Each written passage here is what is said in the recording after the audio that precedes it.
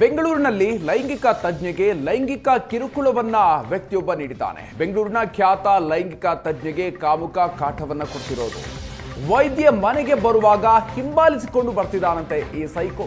ರಾತ್ರಿ ಆದ್ರೆ ಸಾಕು ಬೆಡ್ರೂಮ್ ಬಳಿಯೇ ಪ್ರತ್ಯಕ್ಷನಾಗ್ತಾನೆ. ಮಲಗಿದ್ದಾಗ ಇಣುಕಿ ನೋಡಿ ಕಾಡ್ತಾ ಇದ್ದಾನಂತೆ ಈ ಕಾಮುಕ. ಕಳೆದ 3 ತಿಂಗಳಿನಿಂದ ವೈದ್ಯಗೆ ಸೈಕೋ ಕಾಟ ಈಗ ಹೆಚ್ಚಾಗಿದೆ.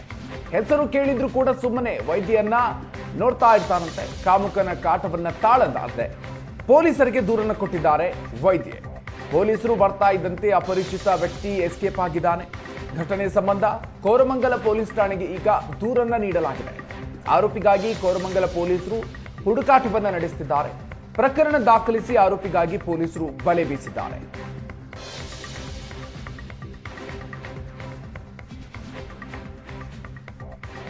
ಬೆಂಗಳೂರಿನಲ್ಲಿ ಲೈಂಗಿಕ ತಜ್ಞೆಗೆ ಕಾಮುಕನೊಬ್ಬ ಕಾಟವನ್ನ ಕೊಡ್ತಿದ್ದಾನೆ. ವೈದ್ಯೆ ಮನೆಗೆ ಬರುವಾಗ ಹಿಂಬಾಲಿಸಿಕೊಂಡು ಬರೋದು, ರಾತ್ರಿ ಆದ್ರೆ ಸಾಕು ಬೆಡ್ರೂಮ್ ಬಳಿ ಪ್ರತ್ಯಕ್ಷನಾಗೋದು, ಮಲಗಿದ್ದಾಗ ಇಣುಕಿ ನೋಡಿ ಕಾಟ ಕೊಡೋದು, ಈ ರೀತಿಯಾಗಿ ನಿರಂತರವಾಗಿ ಮಾಡಿಕೊಂಡು ಬಂದಿದ್ದಾನೆ. ಹೀಗಾಗಿ ಪೊಲೀಸರಿಗೆ ವೈದ್ಯರು ದೂರನ್ನು ಕೊಟ್ಟಿದ್ದಾರೆ. ಪೊಲೀಸರು ಬರ್ತಾ ಇದ್ದಂತೆ ಅಪರಿಚಿತ ವ್ಯಕ್ತಿ ಎಸ್ಕೇಪ್ ಆಗಿದ್ದಾನೆ. ಹೆಚ್ಚಿನ ಡೀಟೇಲ್ಸ್ ಕೊಡ್ತಾರೆ ನಮ್ಮ ಪ್ರತಿನಿಧಿ ಹರೀಶ್. ಇದೀಗ ನಮ್ಮ ಜೊತೆಗೆ ದೂರವಾಣಿ ಸಂಪರ್ಕದಲ್ಲಿದ್ದಾರೆ. ಹರೀಶ್, ಲೈಂಗಿಕ ತಜ್ಞೆಗೆ ಈಗ ವ್ಯಕ್ತಿಯೊಬ್ಬ ಕಾಟವನ್ನ ಕೊಡ್ತಾ ಇರುವಂತಹ ಪ್ರಕರಣ ಅಂದ್ರೆ ಯಾವಾಗಿನಿಂದ ಈತ ಕಾಟ ಕೊಡ್ತಿದ್ದಾನೆ, ಯಾರಾತ, ಏನೆಲ್ಲ ಡೀಟೇಲ್ಸ್ ಇದೆ ಪ್ರಕರಣಕ್ಕೆ ಸಂಬಂಧಪಟ್ಟಂತೆ?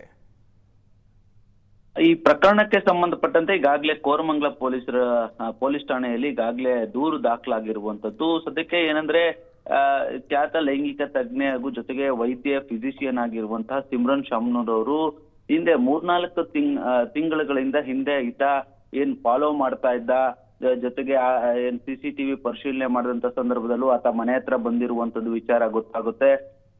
ಕೂಡಲೇ ಕೋರಮಂಗಲ ಪೊಲೀಸ್ ಠಾಣೆಗೆ ಬಂದು ದೂರನ್ನ ದಾಖಲು ಮಾಡ್ತಾರೆ. ಪ್ರಾರಂಭದಲ್ಲಿ ಪೊಲೀಸರು ಇದನ್ನ ಒಂದಷ್ಟು ಅಂದ್ರೆ ಪರಿಶೀಲನೆ ಮಾಡುವಂತ ರೀತಿಯಲ್ಲಿ ಬೀಟನ್ನ ಹಾಕಿ ಪರಿಶೀಲನೆಯನ್ನ ಮಾಡ್ತಾರೆ. ಅದಾದ ಬಳಿಕ ವೈದ್ಯೆಯೇ ಒಂದು CCTVಯನ್ನ ಸಮೇತವಾಗಿ ತಗೊಂಡು ಬಂದು ಪೊಲೀಸ್ ಠಾಣೆಯಲ್ಲಿ ಒಂದು ದೂರನ್ನ ದಾಖಲು ಮಾಡಿರುವಂತದ್ದು. ಸದ್ಯಕ್ಕೆ ಈಗಾಗಲೇ ಒಂದು ಪ್ರಕರಣವನ್ನ ದಾಖಲು ಮಾಡಲಾಗಿದೆ. ಜೊತೆಗೆ ಈತ ಪ್ರತಿನಿತ್ಯವೂ ಆಕೆ ಮಲಗಿದ್ದಾಗ ಕಿಟಕಿಯಿಂದ ಇಣುಕಿ ನೋಡುವಂತದ್ದು, ಜೊತೆಗೆ ರಾತ್ರಿ ಆದ್ರೆ ಗೇಟು ಬಳಿ ಪ್ರತ್ಯಕ್ಷ ಆಗಿರುವಂತದ್ದು, ಆಕೆಯನ್ನ ಫಾಲೋ ಮಾಡುವಂತದ್ದು, ಈ ರೀತಿಯಾಗಿ ಸಾಕಷ್ಟು ಬಾರಿ ಮಾಡಿದ್ದ. ಇದನ್ನ ಪದೇ ಪದೇ ಗಮನಿಸ್ತಾ ಇದ್ದಂತಹ ವೈದ್ಯ ಸಿಮ್ರನ್ ಅವರು ಕೊನೆಗೂ ಕೂಡ ಒಮ್ಮೆ 112ಗೆ ಕರೆ ಮಾಡಿ ಕೂಡ ಮಾಹಿತಿಯನ್ನ ಕೊಟ್ಟಿರ್ತಾರೆ.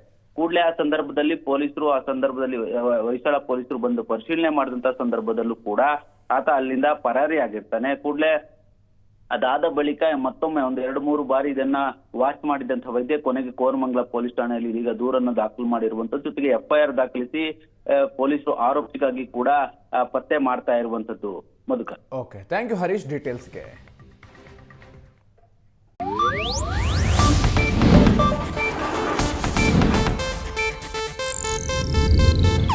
ಇದು ಏಷ್ಯಾನೆಟ್ ನ್ಯೂಸ್ ನೆಟ್ವರ್ಕ್ ಪ್ರಸ್ತುತಿ.